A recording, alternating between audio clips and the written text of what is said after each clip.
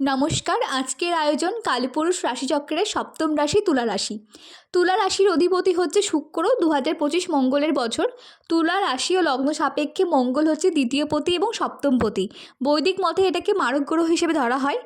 যাদের চাটে মঙ্গলের পজিশন ভালো থাকবে তো তাদের পারিবারিক সম্পর্কে উন্নতি, বিবাহের জায়গায় খুব ভালো সম্পর্ক, নতুন বিয়ে হতে পারে বা দাম্পত্য জীবনে কিন্তু আপনাদের সুখ শান্তি বৃদ্ধি করবে আপনাদের চাটে যদি মঙ্গলের পজিশন ভালো থাকে। মার্চ মাস পর্যন্ত শনি আপনাদের পঞ্চমভাবে থাকছে, তো সেই সময় আপনাদের পড়াশোনার ক্ষেত্রে কিছু বাধা, পড়াশোনা করতে ইচ্ছা করবে না, যে কোনো মাইন্ডে আপনাদের ডিস্টার্ব থাকবে, এর ক্ষেত্রে সমস্যা, এই সমস্যাগুলো কিন্তু আপনাদের মানসিক চাপ কিন্তু আপনাদের দেবে, যেহেতু শনি পঞ্চমে থেকে আপনাদের লগ্নে দৃষ্টি প্রদান করছে। যে কোনো ভাগ্যের থেকে আপনারা বাধা পেতে পারেন। কিন্তু যখন মার্চ মাসের পর শনি আপনাদের ষষ্ঠভাবে প্রবেশ করছে, শনি যেহেতু আপনাদের চতুর্থপতি ও পঞ্চমপতি, তো এক্ষেত্রে আপনাদের হেলথের দিকে খেয়াল রাখতে হবে। তবে এই সময় আপনাদের যে কোনো কাজ হতে পারে, নতুন ইন্টারভিউ ক্র্যাক করতে পারেন, নতুন জব পেতে পারেন, যে কোনো কিছুতে লোন শোধ হবে, শত্রু নাশ হবে, আপনারা রিকভারি হতে পারেন। তবে মানসিক চাপ কিন্তু আপনাদের এই সময় কমছে। তবে একটা জিনিস, যেহেতু ষষ্ঠভাবে প্রবেশ করছে পঞ্চমপতি চতুর্থপতি, আপনাদের হেলথের দিকে কিন্তু অবশ্যই খেয়াল রাখতে হবে পুরো বছরটায়।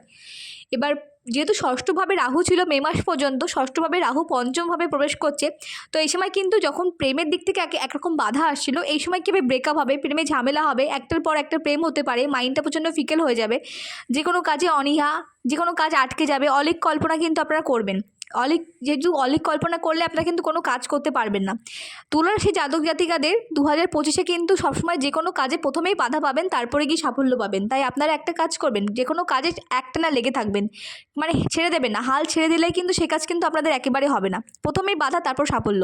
তো সেই জন্য আপনাদের যে কোনো কাজে লেগে থাকতে হবে। যেহেতু 11th হাউসে কেতু দৃষ্টি পড়ছে, প্লাস 3rd হাউসে কেতু দৃষ্টি পড়ছে এবং 7th হাউসেও, তো সেক্ষেত্রে ব্যবসার দিক থেকে সমস্যা হতে পারে। শেয়ার বিজনেসে কিন্তু খুব সাবধান। কমিউনিকেশন ক্ষেত্রে কিন্তু আপনাদের খুব সাবধানে থাকতে হবে। যে কোনো কাজে ইনভেস্টমেন্টের ক্ষেত্রে খুব সাবধান। শত্রু নাশ হতে পারে, কিন্তু তবু শত্রুদের থেকে আপনাদের সাবধান থাকতে হতে পারে। 8th হাউসে জুপিটার থাকছে, বৃহস্পতি রেট্রো হয়ে ফেব্রুয়ারি মাসে বকরি কাটছে এবং মে মাসের 14 তারিখ পর্যন্ত 8th হাউসে আপনাদের বৃহস্পতি থাকছে। ততদিন পর্যন্ত কিন্তু আপনাদের যে কোনো বাধা, প্রপার্টি নিয়ে সমস্যা হতে পারে, হেলথ নিয়ে সমস্যা হতে পারে। এবং যখন 9th হাউসে বৃহস্পতি আপনাদের যাচ্ছে, তখন কিন্তু আপনাদের খুব ভালো সময়। 9th হাউসে বৃহস্পতি গেলে কিন্তু আপনাদের ভাগ্য উন্নতি, যে কোনো আটকে থাকা কাজ হবে, যে কোনো পজিটিভিটি বাড়বে, মানসিক চাপ কমবে, যেহেতু লগ্নে দৃষ্টি দিচ্ছে। এবং রাহুর অনেক নেগেটিভিটি 5th হাউসের উপর কিন্তু আপনাদের সরিয়ে দেবে, পরাক্রম সাহস কিন্তু আপনাদের বাড়বে। তবে হ্যাঁ, ব্যবসার যে সমস্যাগুলো হচ্ছিল সেক্ষেত্রে কিন্তু আপনাদের অনেকটা কমিয়ে দেবে। তো 9th হাউসে বৃহস্পতি কিন্তু আপনাদের খুব ভালো রেজাল্ট দেবে। এবং কিন্তু আপনার বাজে ইনভেস্টমেন্ট করতে পারেন, লটারি ফাটকা, তো সেক্ষেত্রে লেনদেন, অনলাইন লেনদেনের ক্ষেত্রে কিন্তু খুব বুঝে শুনে কাজ করতে হবে। এবং যে কোনো দীর্ঘমেয়াদী রোগ কিন্তু আপনাদের ধরা পড়বে, তো অলসতা একদমই করা যাবে না। সেভিংসের দিকে আপনাদের কিন্তু খেয়াল রাখতে হবে। কোনো টাকা আটকে আছে বা ধার দিচ্ছেন, সে কিন্তু টাকা ফেরত দেবে না। এই টাকা কাউকে ধার দেওয়ার ক্ষেত্রে কিন্তু খুবই সাবধান থাকতে হবে 2025-এ তুলা রাশির জন্য।